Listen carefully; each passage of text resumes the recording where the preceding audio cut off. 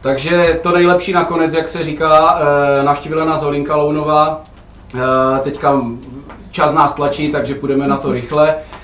Prosím tě, za náma 5RZ, jak to vypadá? No, krásný, počasí výborný, ne, si dělám legraci. Je to uklouzený hodně a teď jsme teda vycestovali ven, takže jsem koukala, že jsme sami sobě dokonce jeli jenom po vteřinu hůř na to, že jsme vylítli, tak trošku to ženem, ale není to úplně jednoduchý. Prosím tě, já teďka odbočím od rally, protože mít tady hvězdu, která zpívá s Karlem Gottem, si člověkovi jen tak nepodaří.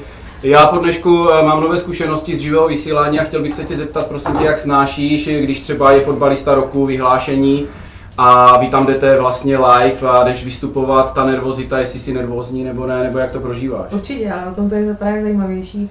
Já vždycky si tam něco vymyslím, takže poslední právě fotbalista roku s Karlem Gottem jsem se nechala snést jako z vysoké výšky, kde jsem se držela vlastníma rukama za takovou speciální kladku. Takže to bylo docela napínavý, protože se člověk přitom točí, já jsem se snažila hlavně neotočit. A potom samozřejmě taky jde o to, aby se buď do vás nevrazil nějaký tanečník, což se stalo můj tanečník, že vrazil do Karla Gotta, a nebo tak jako může se různě stát různé věci, ale je to zábava. Naopak právě to je ten adrenalin, že to je live a je to pravý. Dobrý, ještě mám teďka další otázku. Ty docela se netajíš svým soukromím, zveřejňuješ fotky, rodinu a tady toto, jim to nevadí, nebo tolerujou tě, chtějí tě podpořit v kariéře, jak to určitě jenom s nějakou určitou mírou je to. Není to úplně, že bych prozrazovala různé věci, nebo se zpovídala, jestli s někým chodím, nechodím a tak. Ale tak, když máme nějaký příjemný zážitek s rodinou, protože malý bráška jezdí taky závody, jezdí racer buginy, teď jsou právě v Nové Pace, taky zdravím. A teď je zrovna rozjížďky, tak se doufám, že to neskazí, že jinak vede. Tak se tak jako podělíme, že protože vlastně žijeme veřejným životem, jakoby, že právě jako závodníci nebo jako zpěvačka třeba já. Jasné, prosím tě, my jsme tady měli dneska pár lidí, dozvěděli jsme si spoustu nových věcí, třeba od Martina Hudce, co chystá, že se dali na muziku MH Racing, byl jsem úplně šokovaný. Ty máš jaké plány, prosím tě? Spousta věcí.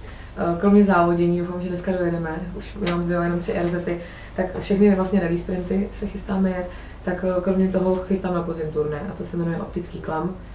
A bude to zase velká show s akrobací a s různýma adrenalinovými věcma, takže určitě všechny zvu. A je to ale až v listopadu, takže zatím se není kam hnát. Jasně, já jsem ještě slyšel něco, že chystáte dokonce videoklip v němčině, je to pravda nebo je to pravda? S Karlem Gottem chystáme teď natáčení videoklipu písničce Dál za obzor a bude to i v německé verzi, ale protože teď je nemocný, tak se čeká, až se uzdraví.